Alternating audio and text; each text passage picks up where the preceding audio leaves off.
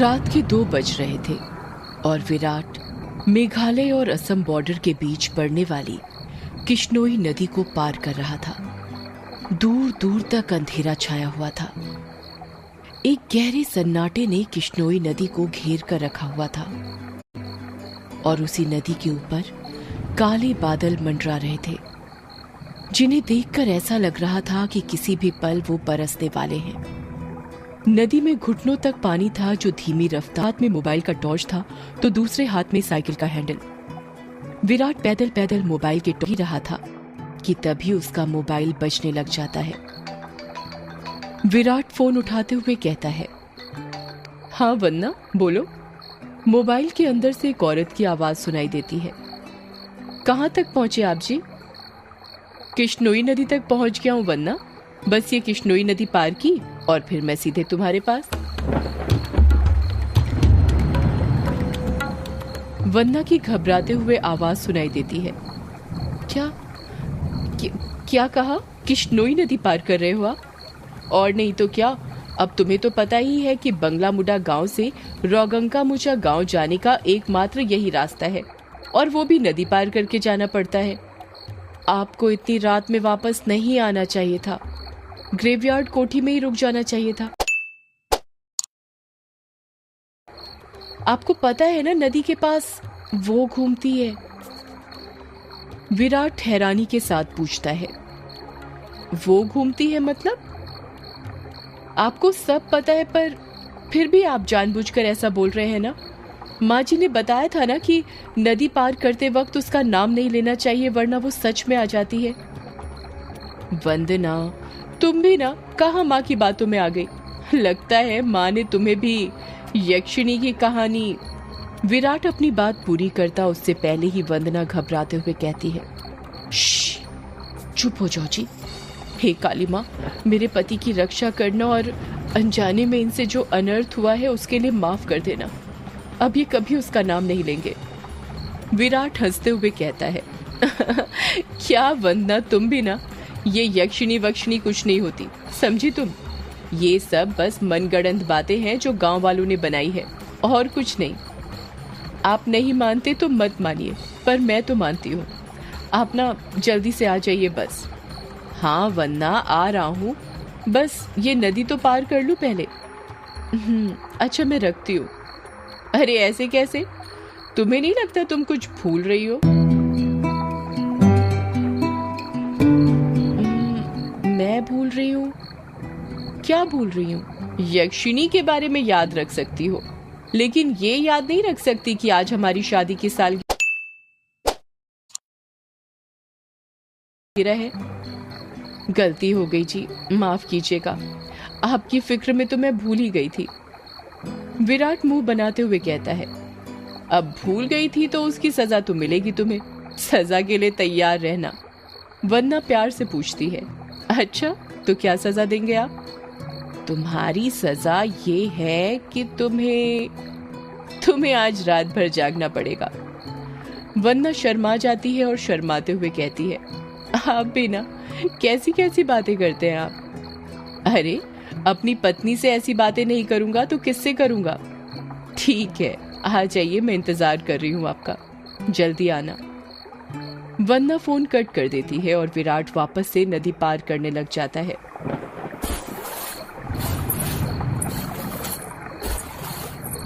अभी विराट ने 1-2 कदम ही आगे बढ़ाए थे कि तभी उसको पायल बजने की आवाज सुनाई देती है।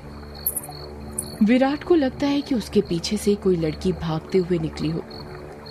पायल की आवाज सुनकर विराट जहां पर था वहीं पर रुक जाता है और पीछे मुड़कर देखने लग जाता है। जब वो पीछे मुड़ता है तो सिवाय अंधेरे के उसे कुछ दिखाई नहीं देता। उसके पीछे कोई नहीं था। ये वंदना भी ना यक्षिणी का नाम लेकर मेरे मन में उसका वहम डाल दिया और वही वहम डरा रहा है अब मुझे। और वैसे भी मैं तो खुद यक्षिणी से मिलना चाहता हूँ। बड़े चर्चे सुने हैं उसके, सुना है बड़ी खूबसूरत है। इतना कहकर विराट वापस से आगे बढ़ने लग जाता है।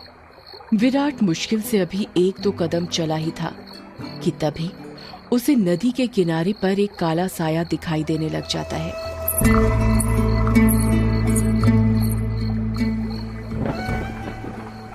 उस काले साए को देखकर विराट के कदम अपने आप थम जाते हैं। साए को देखकर ऐसा लग रहा था कि जैसे वो विराट का ही इंतजार कर रहा था।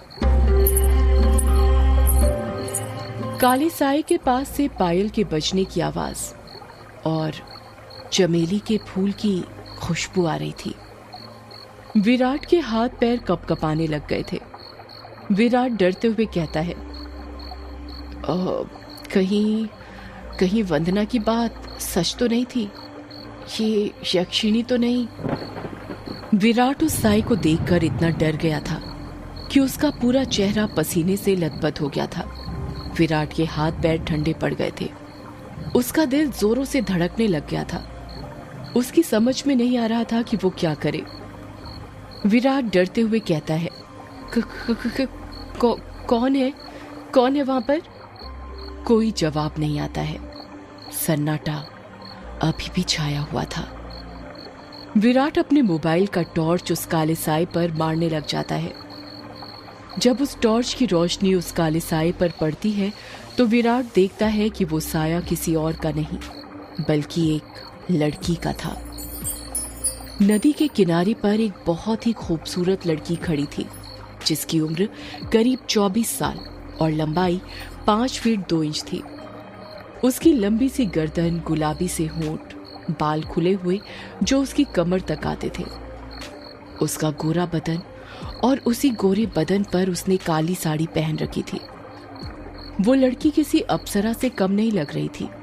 वो इतनी खूबसूरत थी कि कोई भी मर्द उसका रूप देखकर अपनी हदों को भूलकर उसकी बाहों में मदहोश होना चाहे। वो लड़की अपने हाथ से विराट को इशारा करते हुए अपने पास बुलाती है। उस लड़की को देखकर विराट भूल गया था कि यक्षिणी जैसी कोई चीज भी होती है। विराट अपनी साइकिल को वहीं पर छोड़ देता है और जल्दी जल्दी उस लड़की के पास जाने लग जाता है, जैसे उसके बदन में कोई आग लग गई हो। विराट उस लड़की के पास जाकर उससे धीरे से पूछता है, कौन हो तुम और यहाँ पर क्या कर रही हो? क्या नाम है तुम्हारा? लड़की अपने चेहरे पर मुस्कान लाते हुए कहती है, नाम में क्या रखा है? जो रखा है काम में रखा है। कैसा काम? लड़की विराट की आंखों में देखते हुए कहती है, वही काम जो तुम घर पर जाकर अपनी पत्नी के साथ करने वाले थे। तुम उसे आज रात भर जगाना चाहते थे ना? क्या तुम मुझे नहीं जगाओगे? उस लड़की की आंखों में एक नशा सा था, जिसे देखकर विराट सब कुछ भूल गया था। ऐसा लग रहा था जैसे वो उसके वश में आ गया हो। विराट भी उस लड़की की आंखों में देखते हुए कहता है, हाँ क्यों नहीं, मैं तुम्हें आज रात क्या कल परसों नरसों हमेशा जगा कर रखूंगा, कभी नहीं सोने दूंगा तुम्हें। इतना कहते ही विराट उस लड़की को अपने सीने से सटा लेता है और अगले ही पल दोनों नदी की रेत पर निर्वस्त्र पड़े हुए थे। दोनों के जिस्मों की गर्मी से रेत उनके शरीर पर चिपक गई थी। उस लड़की के बदन में से चमेली के फूलों की खुशबू आ रही थी। लड़की नीचे थी और विराट उसके ऊपर। विराट के माथे की पसीने की बूंद ये साफ जाहिर कर रही थी कि वो थक चुका था और उसके बदन की सारी ताकत खत्म होने वाली थी। पर उस लड़की का चेहरा देखकर ऐसा लग रहा था जैसे अभी कुछ हुआ ही नहीं था। उसके अंदर की प्यास अभी नहीं बुझी थी। विराट अपने चरमोत्कर्ष अवस्था में पहुंचने वाला था और कुछ ही पलों में वो उस लड़की के बदन पर ध्वस्त होने वाला था। तभी उसकी नजर उस लड़की के वक्ष पर पड़ती है और वो देखता है कि उस लड़की के वक्ष पर धीरे धीरे झुर्रियां आने लगी थी।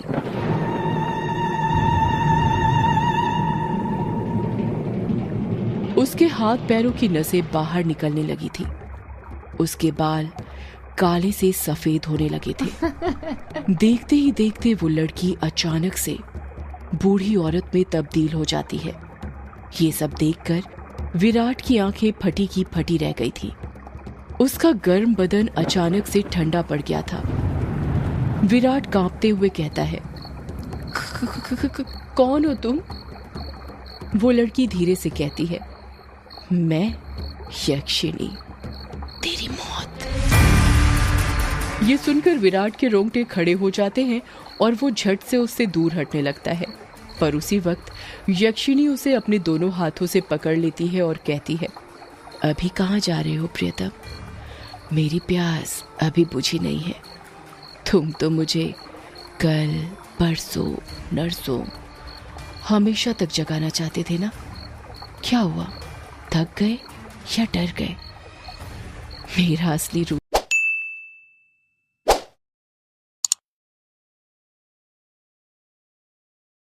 देखकर विराट उसका खौफनाक चेहरा देखकर इतना डर गया था कि कुछ नहीं बोल पा रहा था। उसको यक्षिणी की आंखों में खुद की मौत नजर आ रही थी।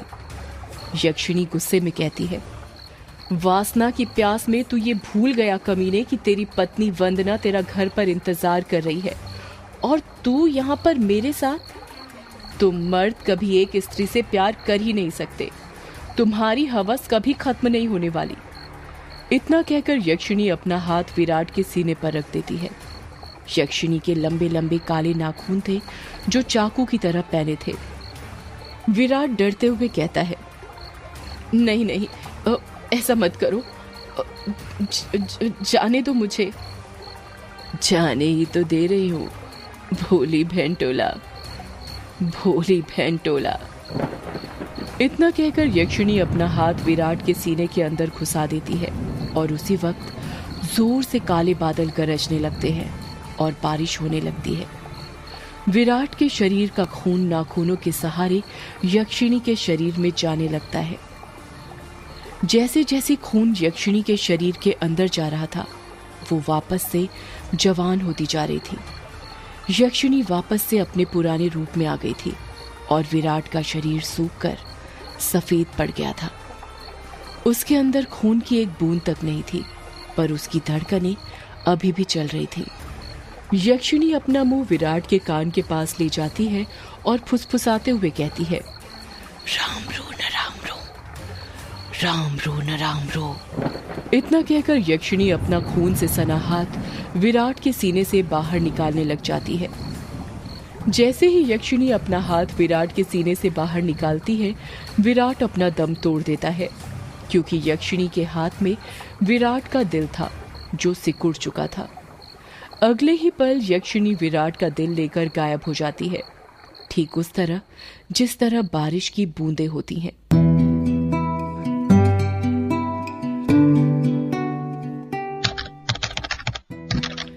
टाइपराइटर के बटन दबने की आवाज सुनाई दे रही थी।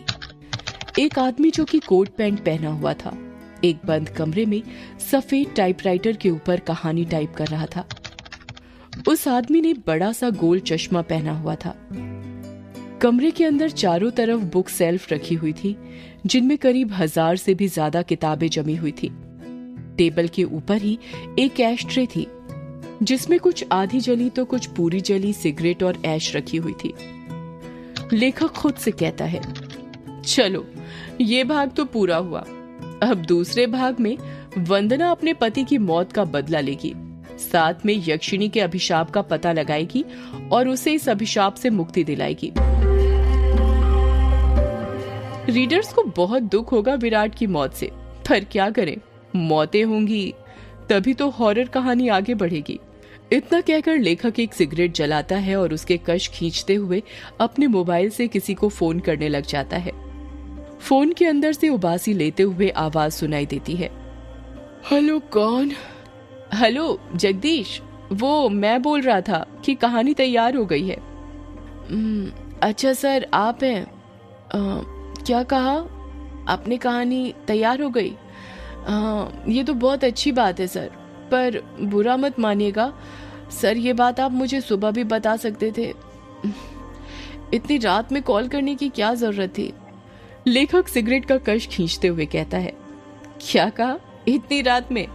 आखिर अभी वक्त ही क्या हुआ है? बस। लेखक ने इतना ही कहा था कि तभी उसकी नजर उसके हाथ की पुरानी सी वॉच पर पड़ती है और वो देखता है कि रात के 3:05 हो रहे थे। लेखक अपनी गलती महसूस करते हुए कहता है, अरे 3 बज गए?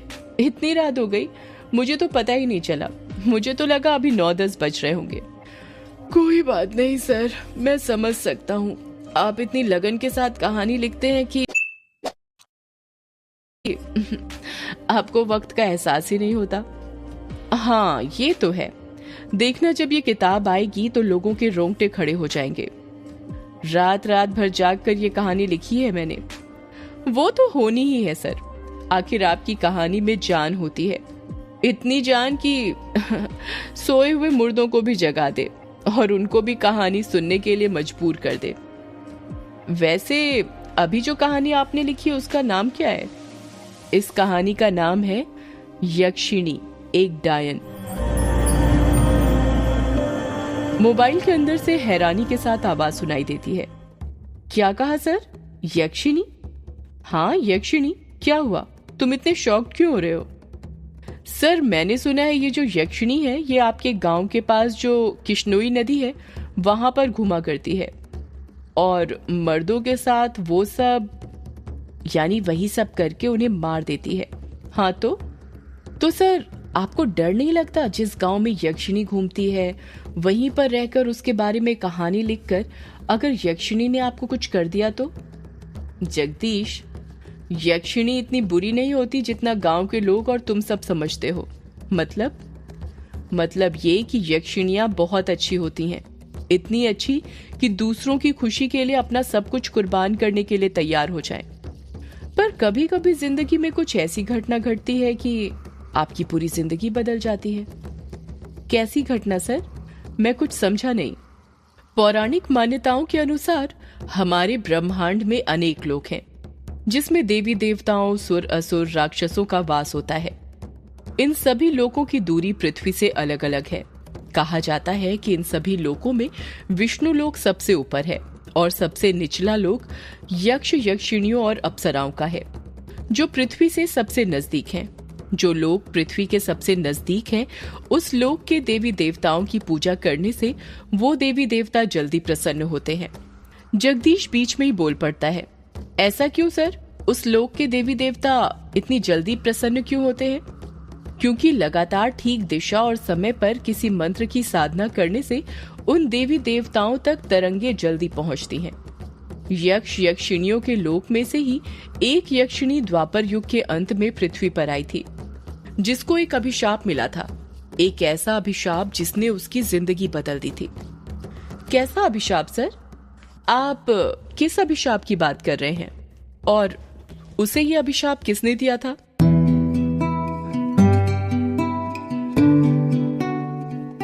एक दूसरे लोक से पृथ्वी पर आई यक्षिणी को एक अभिशाप मिला था। आखिर क्या था वो अभिशाप और किसने दिया था?